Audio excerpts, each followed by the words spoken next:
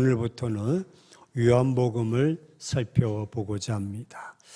요한복음을 살펴보면서 세 가지 키워드가 있습니다. 말씀과 기적과 비전입니다.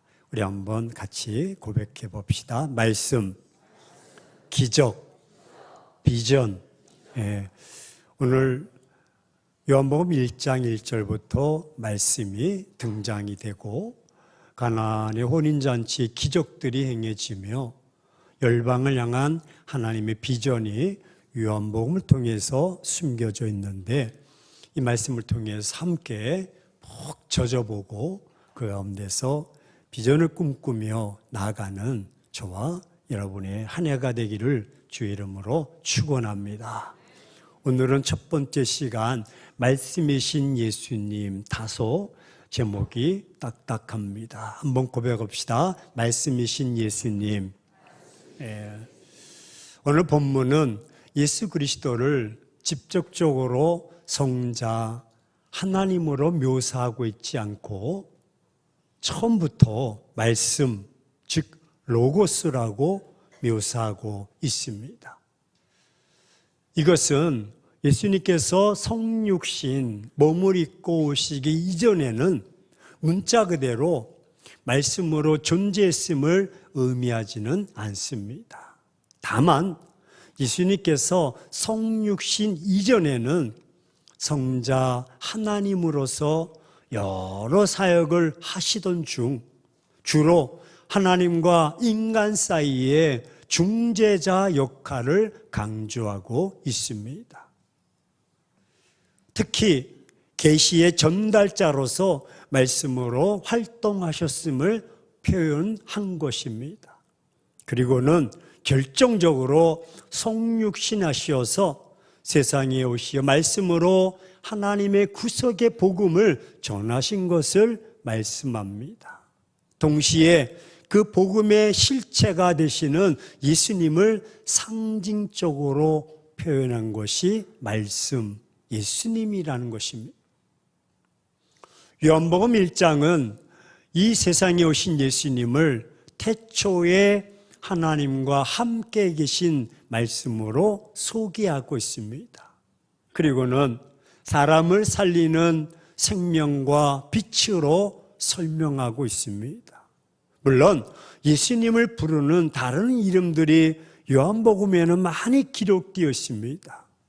우리가 잘 알다시피 그리스도, 구주, 임마누엘, 빛이, 생명, 말씀, 랍비 선생님이요, 외아들, 길이요, 떡이요, 진리 등등 있습니다.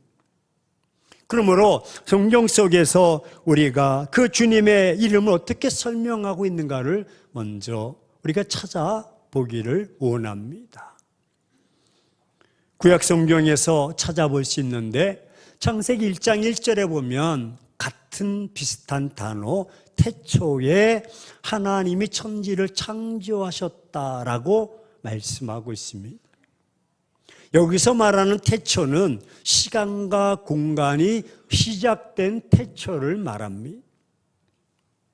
다시 말하면 하나님께서 천지를 창조하신 시작을 태초라고 말합니다. 그러나 요한복음 1장 1절에서 말하는 태초는 다소 다릅니다. 여기서 태초는 영원한 태초입니다. 하나님이 계신 측정할 수 없는 영원한 의미를 말합니다. 따라서 태초의 말씀이 계시니라, 이 말씀이 하나님과 함께 계셨으니 이 말씀은 곧 하나님이시다라고 말합니다. 2절에 보면 그가 태초에 하나님과 함께 계셨다. 3절에서는 만물이 그로 말미암아 지은 바 되었다라고 말합니다.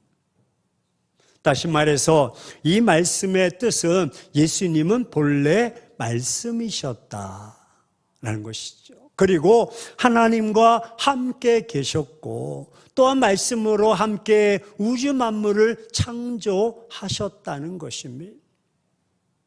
창세기 1장에 보면 6일 동안 천지를 창조하시면서 무려 10번이나 이르시되라는 말씀이 반복이 됩니다. 여기서 이르시되라는 말은 어른이 말씀하시는 것을 높이는 존대어입니다. 그러니까 하나님께서 말씀하셨다는 것입니다. 그리고 주목할 것은 모든 창조가 명령형 이르시되라고 진행되었다는 것이지요. 다시 말해서 말씀하시되 말씀으로 명령하셨습니다. 놀라운 것은 말씀으로 명령하실 때마다 그대로 되었다는 것입니다. 창세기 1장 안에서 그대로 되었다라는 말씀이 무려 6번이나 반복되어 있습니다. 이 일은 하나님만이 가능한 일이요, 이 일은 말씀으로만 가능하다는 것입니다. 그렇지 않습니까? 사람이 되라, 있으라 명령해서 다 일이 되어집니까? 그러나 하나님은 말씀으로 명령하실 때 그대로 된 줄로 믿습니다. 근데 요한복음을 시작하면서 1장 1절에 태초에 말씀이 계신다라는 말씀, 우리가 좀 합리적으로 또 이성적으로 논리적으로 한번 접근해 보기를 원합니다. 이 말씀은 사전에 어떠한 예비 정보도 주지 않은 채 1장 1절에 태초에라고 말씀하는데 어찌 보면 너무 일방적인 강요처럼 들려지기도 합니다. 왜 그렇습니까? 우리 입장에서 보면 태초는 언제입니까? 우주 만물을 창조한 그때입니까? 그 이전입니까? 그 이후입니까? 그리고 태초의 말씀이 계시다는 것을 아는 자라면 태초보다 더 먼저 존재하고 있는 자라야 말할 것입니다. 따라서 이런 사실을 알고 있는 사람은 도대체 누구입니까? 요한도 아닙니다. 모세도 인간 아무도 없을 것입니다. 1절과 2절 보세요. 태초에 말씀이 계시니라 라고 딱 전제하고 나갑니다. 그리고 이 말씀이 하나님과 함께 하셨다. 이 말씀은 하나님이다. 그리고 그가 태초에 하나님과 함께 하셨는데 여기 그가 누구냐는 것입니다. 따라서 이 말씀은 온통 의문점 투성입니다. 좀처럼 이해가 가지 않습니다. 아니, 태초 너무나 먼 시간의 이야기 같습니다. 지금 이 시점에서 해결하기는 좀 어려운 문제이기도 합니다. 여러분, 태초란 정확히 언제, 어느 때를 가리키는 것입니까? 사전에 정보가 없습니다. 여기서 태초부터 계신 말씀은 또 누구를 지칭합니까? 성경은 그가 그 말씀이 하나님이시다라고 전제하고 있습니다. 하지만 말씀의 존재도 알 수 없는 상태에서 그 말씀을 하나님이라고 선언을 한다면 의문점은 더더욱 커질 수밖에 없습니다. 더욱이 하나님과 함께 하셨다는 거예요. 무엇이? 말씀이. 하지만 어떤 식으로 하나님과 함께 하셨다는 것인지 요한복음 1장 1절에서 설명해 주지 않습니다. 그래서 우리는 오늘 이 본문을 가지고 깊게 살펴보고자 합니다. 그리고 그 숨겨진 태초를 찾아내고자 합니다. 그 말씀이 누구인지 찾아보기를 원합니다. 그럼 여기서 태초란 무엇입니까? 여기서 태초는 하나님의 존재의 시작이 아니라 피조물을 창조하신 시작의 시점인 것입니다. 그러므로 말씀은 태초보다 먼저 계시는 하나님이심을 증명하고 있습니다. 말씀은 태초보다 먼저 존재한 것입니다. 여러분, 한번 잘 보십시오. 왜냐하면 우주보다 만물이 먼저, 이 말씀이 먼저 있었던 것입니다. 제가 여러분에게 한번 질문해 보고자 합니다. 태초 우주 만물이 창조될 때 그 시점과 말씀이 그 시점이 어느 것이 먼저일까요? 목사님, 그게 뭐가 뭔지 우리가 알 게 뭡니까? 있으면 되는 거지 그냥 믿으면 되는 거지. 예. 우주 만물이 창조되기 전에 말씀이 있었고 그 말씀이 이스라엘에 있었고 보시기에 좋았는데 그 말씀이 하나님이요 그 말씀이 예수님이다. 끄떡끄떡. 예. 이게 논리적으로 잘 따라오셔야 됩니다. 오늘 본문은 그리스도를 로고스로 정리하면서 이 말씀이 하나님과 영원 전부터 함께 계셨다고 증거해 주고 있습니다. 이는 예수님께서 성부 하나님과 동등하게 연합되었다는 것을 의미합니다. 다시 말해서 성부와 성자의 공존인 것입니다. 말씀을 잠시 두고 우리가 한번 살펴볼 것은요, 삼위일체에 대해서 오해하지 말아야 됩니다. 여러분, 성부와 성자는 같고요, 성자와 성령은 같은 것입니다. 그래서 이것을 신학적으로 어떻게 표현해 주고 있냐면 성부와 성령은 리코르, 성자와 성령도 리코르. 이 논리학으로 표현하면 아주 쉽습니다. A와 B는 같고 B와 C는 같다. 고로 A와 C는 같다는. 서열이 높고 낮음이 없는데 캐톨릭이나 다른 데서는 이렇게 표현해 주고 있어요. 아니야. 성부가 맨 위에 있어. 그리고 그 밑에가 성자야. 성령은 저 밑에 있는 거야. 그래서 이렇게 종으로 되어 있어. 그리고는 성부 옆에다가 혹을 하나 붙여놨어요. 누굴 붙여놨을까? 마리아를 붙여놨습니다. 그래서 마리아는 항상, 이 예수님은 항상 마리아의 품 안에 있는 아기로만 표현해 주고 있습니다. 이것은 잘못된 모습입니다. 성부와 성자는 같고 성자와 성령은 같고 성부와 성령도 같은 것입니다. 아멘이십니까? 이게 삼위일체 교리. 성부와 성자는 각기에 이어 엄연히 구별된 인격적 주체입니다. 하지만 말씀으로 하나가 되는 인격적 주체가 된다는 것입니다. 이는 예수님께서 성부 하나님, 성자 하나님과 함께 하시고 지금도 역사하시고 성령으로도 함께 하시고, 우리 이것을 오해하지 말아야 됩니다. 성부와 성자의 연합만 강조하다 보면 성부 성자 하나야 단일 신론에 빠질 수가 있고, 반대로 양자 성부 하나님 따로 있고 성령 또 성부 하나님 따로 있어 라고 구별하다 보면 신이 여러 개가 되는 다신론의 오류에 봉착하기도 합니다. 다른 것이 아니라 하나요 인격적 주체가 되는 것입니다. 그러므로 본문은 그리스도의 삼위일체 되심을 증거해 주는 것으로서 이해가 되어야 되는데, 여기서 보여주는 또 한 가지 교훈은 그리스도께서 하나님과 함께 with 계셨다는 것입니다. 저 밑에 계신 분이 아니라 하나님과 함께 동등됨을 여기셨다.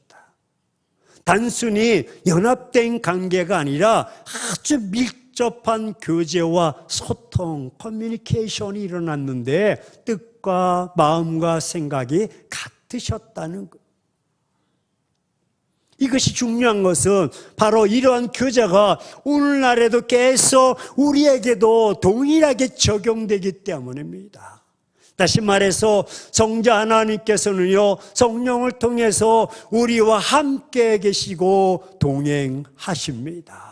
그래서 내가 세상 끝날까지 너희와 항상 함께 있으리라 라고 말씀하신 그 말씀이 우리에게도 동일하게 적용되듯이 성부 하나님과 성자 하나님이 함께 동일하게 교제를 갖는 것입니다. 그래서 예수님께서는 포도나무를 비유하시고 양과 목자를 비유하시면서 목자와 양이 떨어지지 않는 것처럼 우리와 함께 있다. 그러므로 현재 우리가 점검해 보면 내가 예수님과 온전한 교제를 회복하고 있지 못하다면 하나님과 함께 계시는 그리스도의 속성을 우리가 올바로 수용하지 못한다는 반증인 것입니다. 결국 말씀이 나와 함께 하지 않는다는 결과를 보여주고 있는 것입니다. 그렇습니다. 따라서 중요한 것은 그 말씀이 하나님과 함께 하셨다는 것이고 그 말씀이 바로 예수님이라는 것입니다. 이런 말씀도 하나님이시라고 증거하고 그렇다면 왜 하나님을 말씀이라고 합니까? 그 이유는 하나님께서는 형상, 즉 눈에 보이는 어떤 형상으로도 존재하지 않으십니다. 따라서 하나님은 말씀, 그의 말씀으로 자신이 하나님이심을 스스로 증명해 주셨습니다. 그것을 알게 해 주셨습니다. 그 말씀이신 하나님께서 자신을 직접 보여주기 위해서 이 땅에 오신 것입니다. 그분이 바로 예수 그리스도이십니다. 예수님은 육신을 입고 이 땅에 오셨습니다. 하지만 예수님의 입에서 나오는 말씀으로 예수님이 하나님이심을 오늘 1절에서 스스로 밝히셨던 것입니다. 그 예수님은 태초부터 계셨던 분이요. 예수님은 스스로 계신 하나님이십니다.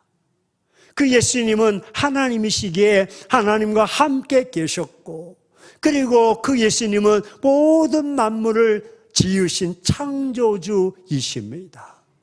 창세기 1장 26절에 엘로힘, 우리가 우리의 형상대로 우리라는 복수를 사용해 주고 있는데 그 복수가 바로 성부와 성자와 성령 하나님이십니다.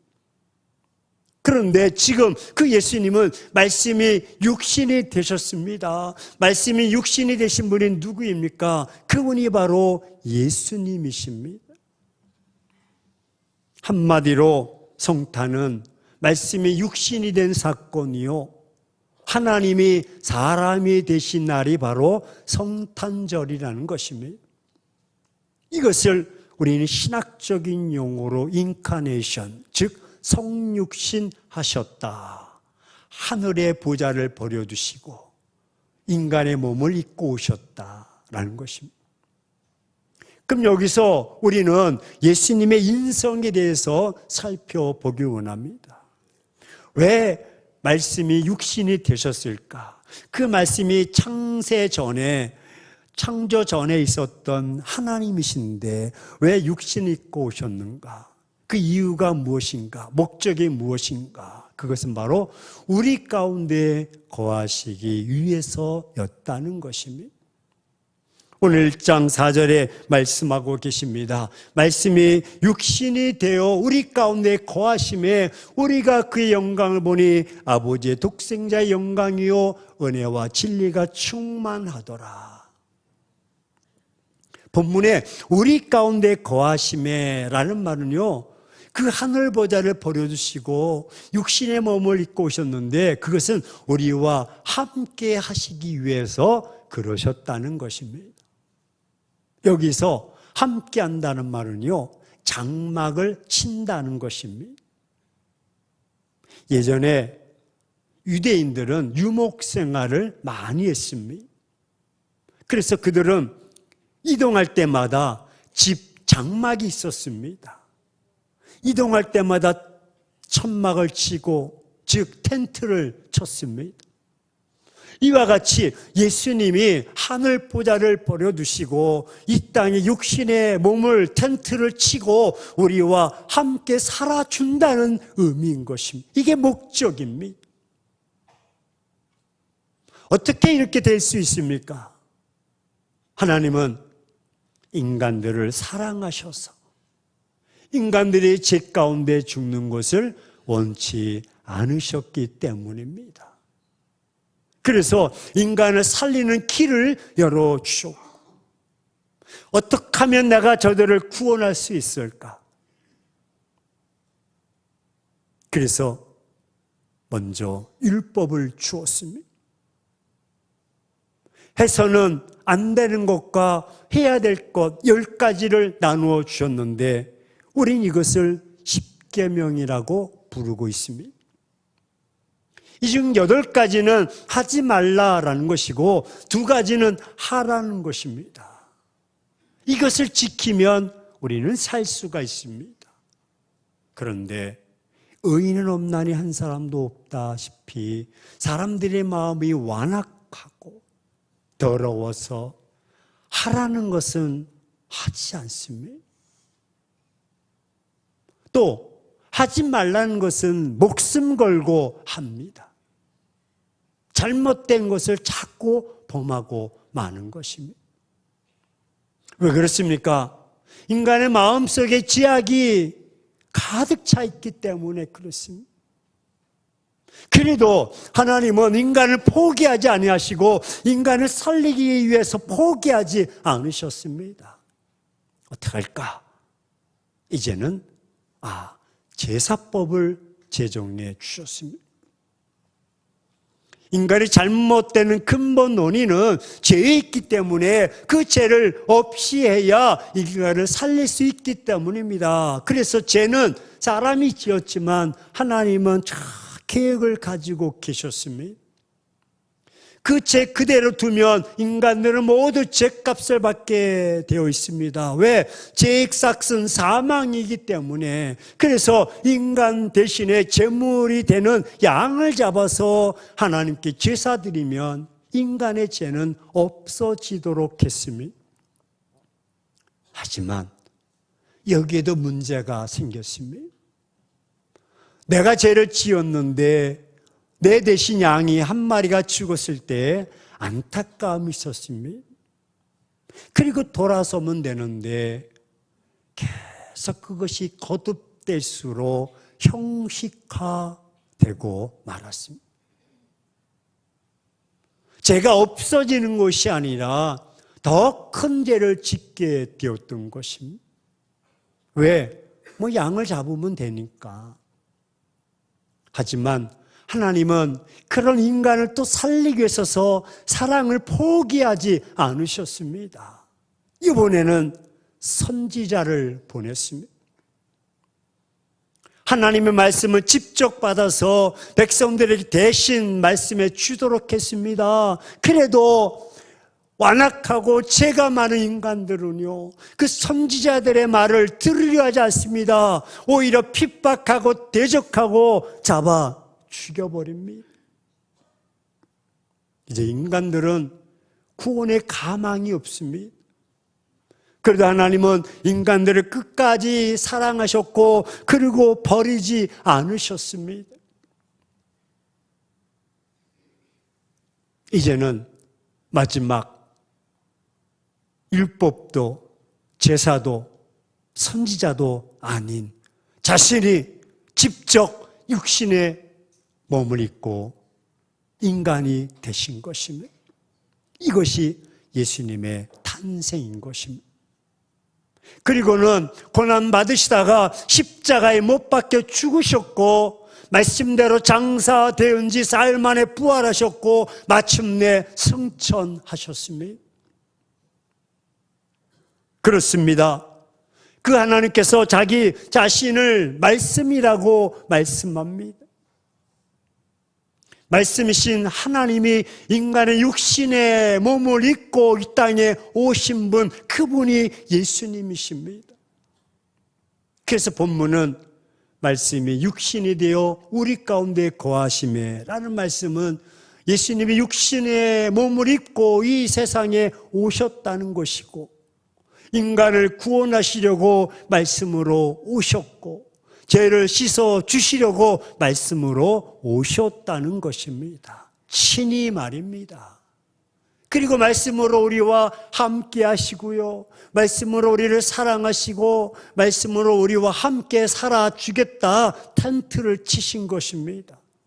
그래서 이제 하나님께서는 친히 말씀이신 예수 그리스도를 이 땅에 보내셨던 것입니다. 그리고 말씀으로 우리를 구원하셨고, 말씀으로 모든 죄에서 용서하시고 건져주시고, 친히 자기 집에 거하는 것처럼 말씀으로 우리와 함께 거하시는 것입니다.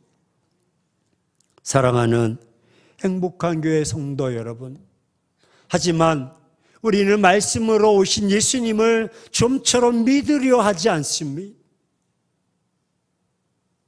오히려 우리는 하나님을 형상화하려는 노력을 끊임없이 하고 있다는 것입니다.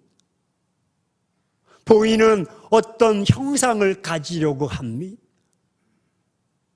말씀보다 우선합니다.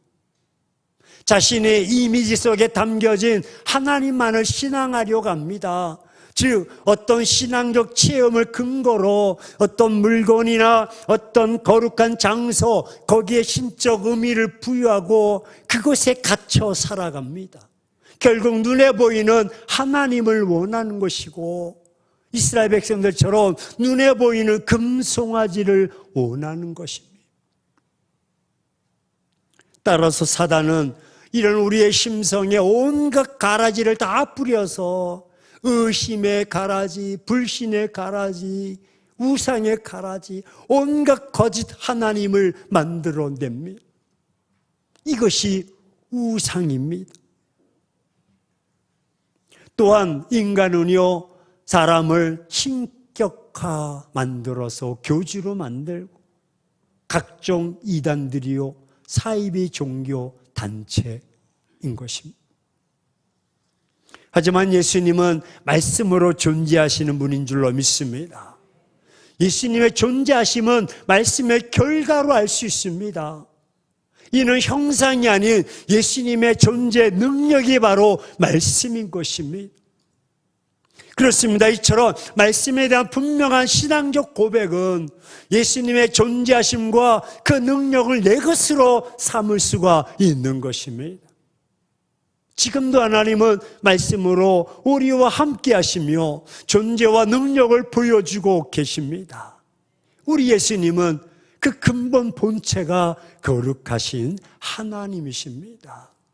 그러나 우리 예수님께서는요, 당신의 모든 존귀와 영광을 버리시고, 그리고 스스로 하나님의 독생자가 되어주셨고, 그리고 이 땅에 오셨는데 말씀으로 오셨고 육신으로 오셨고 친히 인간의 몸을 입고 오셨다는 것입니다. 왜입니까?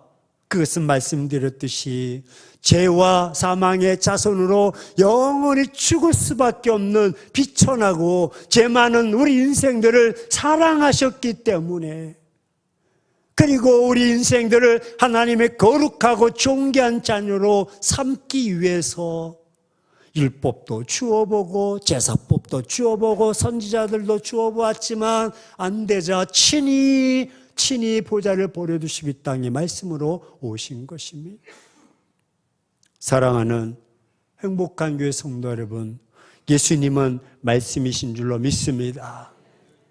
예수님은 말씀으로 우리 가운데 임하심을 믿으시기를 축원합니다.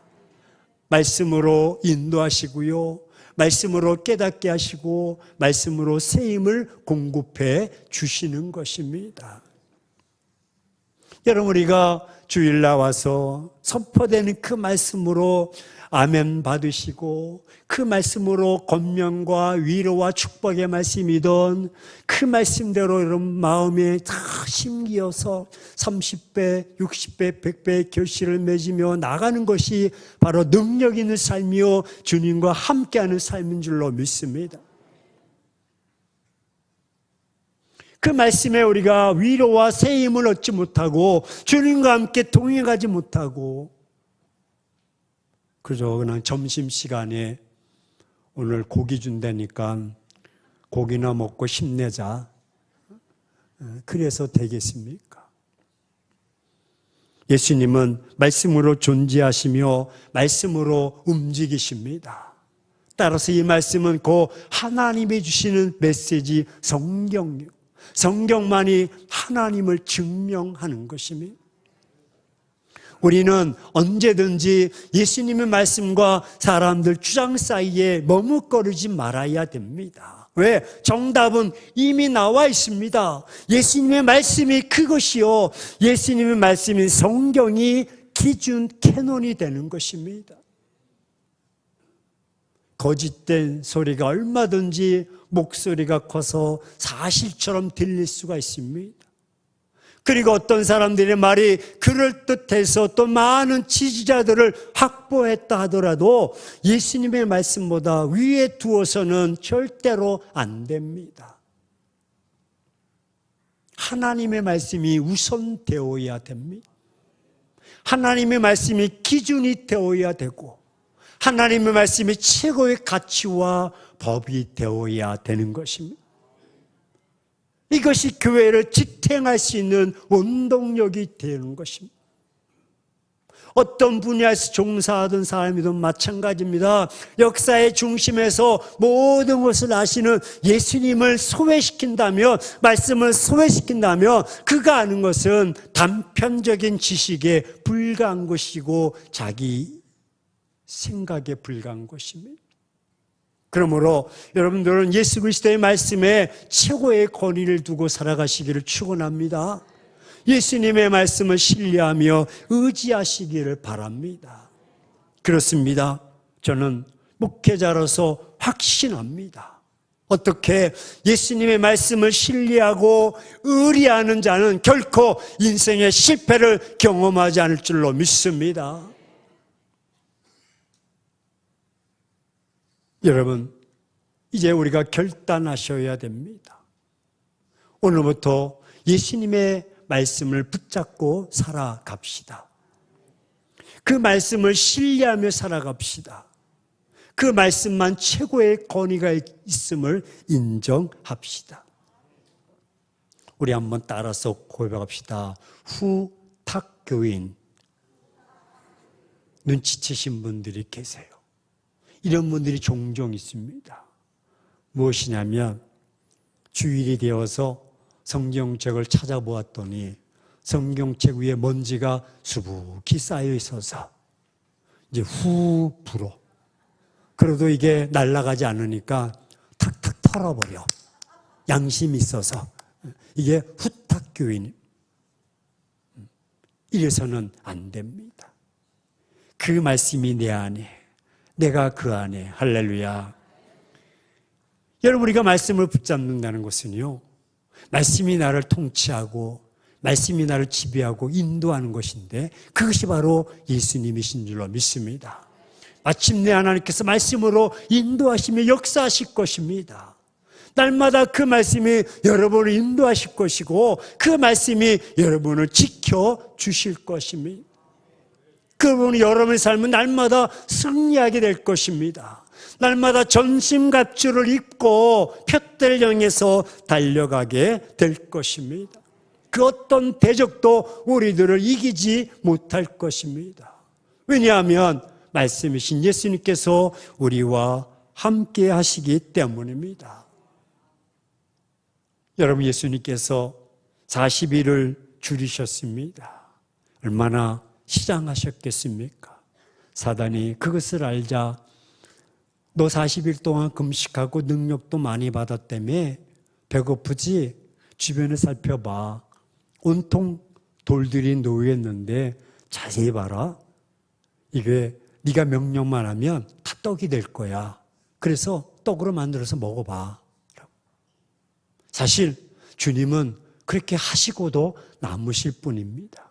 그런데도 주님은 신명기 8장 3절의 말씀을 근거해서 사람이 떡으로만 살 것이 아니요 하나님의 입에서 나오는 모든 말씀으로 사느니라. 그 말씀을 부여잡고 사단의 유혹에 넘어가지 않았던 것입니다. 그분이 자체가 말씀이신 것입니다. 그분이 창조, 태초 이전에 세상이 있기 전에 하나님과 함께 하셨던 전능자이시고 지존자이십니다. 그분을 붙잡고 그분과 함께 텐트를 치고 살아간다는 것은요, 능력인 것입니다. 그러므로 우리 행복한 교회가 실시하는 3일째 예배 공동체로 말씀을 묵상해서 그 말씀대로 순종하며 살아갑시다. 오늘 말씀을 같이 자녀들과 함께 묵상하며 또 주중에 함께 나누면서 계속 가랑비에 이슬비 옷에 젖듯이 계속 쌓여가며 마침내 승리의 삶뿐만 아니라 오늘 주님처럼 은혜와 평강이 넘쳐날 줄로 믿습니다. 그리고는 진정 그리스도인이라 칭함을 받게 되는 것입니다. 우리 좌우 사람에게 인사합시다. 말씀이신 예수님을 꼭 붙잡고 살아갑시다.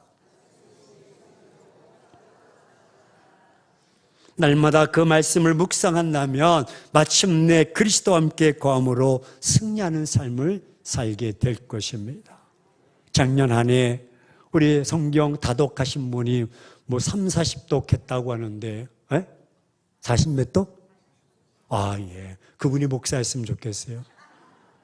대단하십니다. 예. 말씀을 가까이 하고 들은 말씀을 마음에 되새김하면서 여러분 그렇게 살아갈 때 그 능력이 그 창조를 하셨던 그 권세가 우리에게도 임하고 우리와 함께하는 줄로 믿습니다.